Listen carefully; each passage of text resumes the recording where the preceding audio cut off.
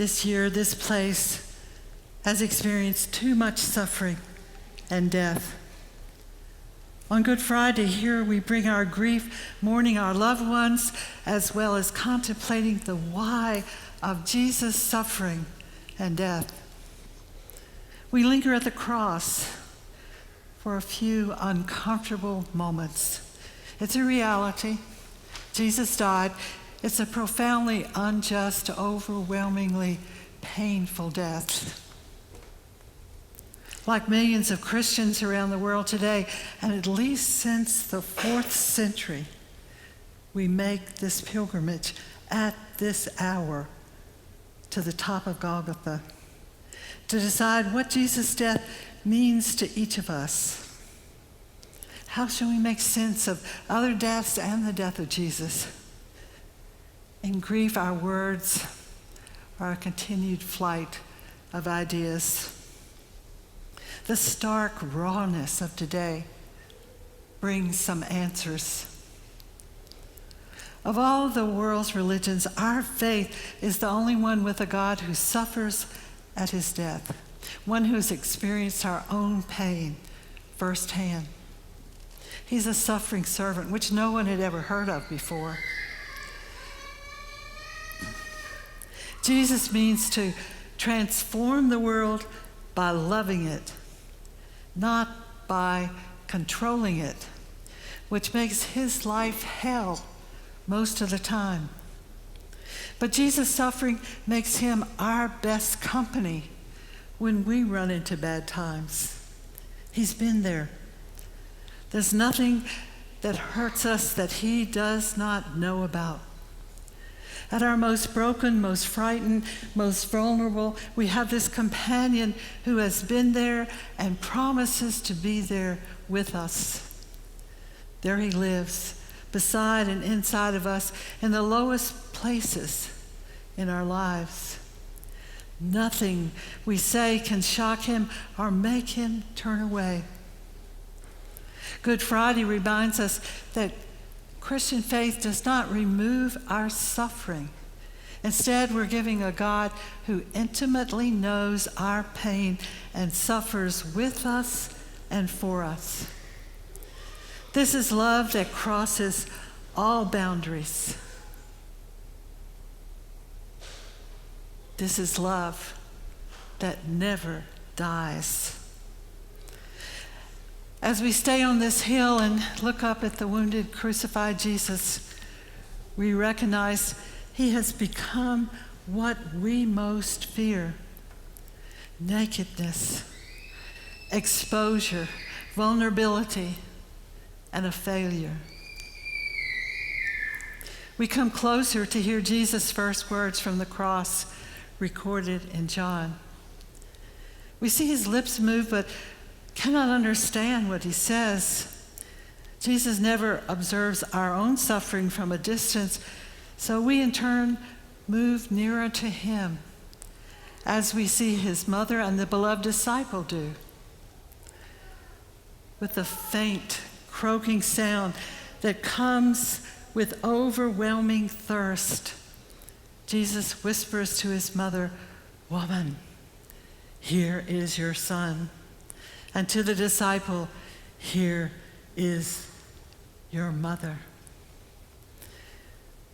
Mary is only mentioned twice in John's gospel and never by name, which may make her presence symbolic. Fleming Rutledge believes we are witnessing the creation, the birth, and the modeling of a new community which will carry Jesus' spirit of love out into the world. After the beloved disciple takes Mary home and the other disciples crawl out from under their rocks, they find themselves in the presence of two people whose connection with God's love has now become far more intimate than theirs. While those in power in Jerusalem believe they're tearing Jesus' family apart, Jesus lovingly, quietly puts it back together with a new spirit of caring for each other where we glimpse divine love. My experience also is that Jesus constantly does this. When our loved one is physically separated from us by death, Jesus gives us a new and different loving relationship with them and others, if only we have eyes and ears to see and hear and accept it.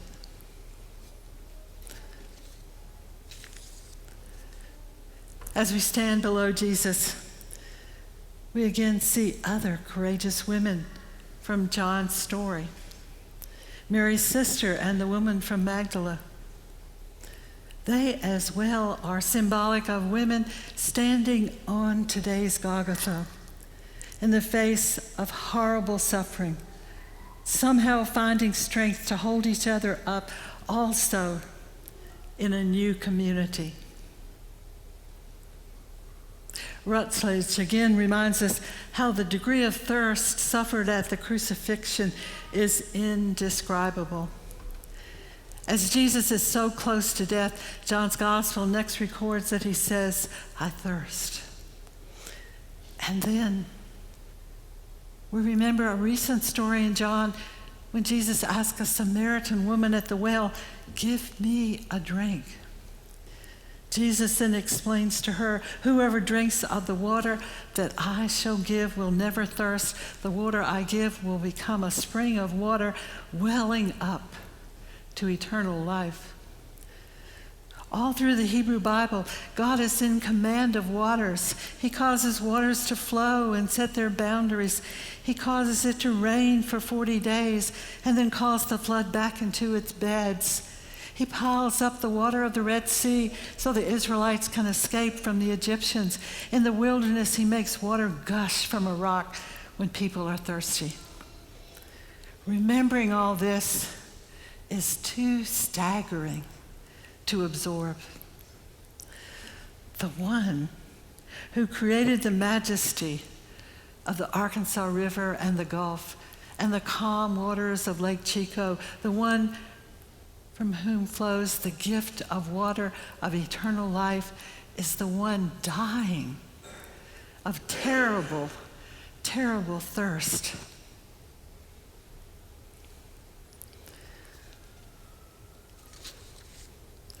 Soon we hear the exhausted Jesus take his last gasp and cry out, "It is finished." We remember hearing these same words wailed from exhausted women who have endured long, painful childbirth as they make that final push before delivery to a new life. It is finished. Briefly, for a moment, we recall Jesus' words from the last night before his arrest when a woman is in labor. She has pain because her hour has come, but when her child is born, she no longer remembers the anguish, only the joy of having brought new life into the world.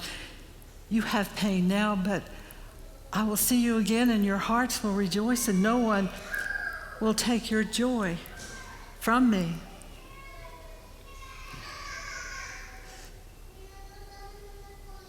But the scene before us offers no joy. It is unusually dark when we help lower Jesus' torn, naked body from the cross and lay him in the dark cave that holds the truth and love we tremble to name. It'll be the Sabbath, his time to rest. His part is over. His work is finished. We go home and get ready for the Sabbath. It'll be hard to say our prayers. God, where are you? We desperately need you. We search for hope in the darkness. God, you have continually redeemed evil and turned it into good since the beginning of time. But this horrific event is too dark. We desperately need to be reminded what is good about Friday.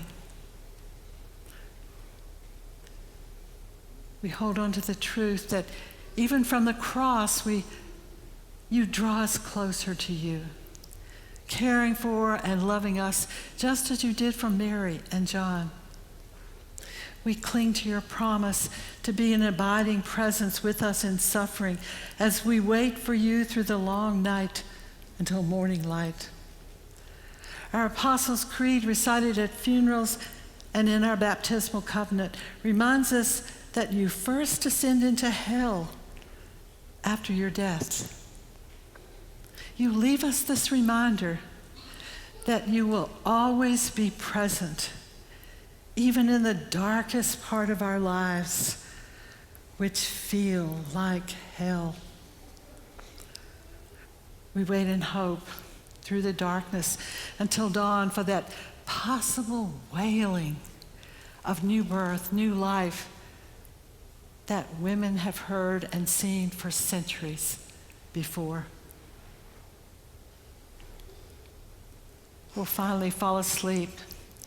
But in our longing for you, God, we will return to this place near sundown tomorrow.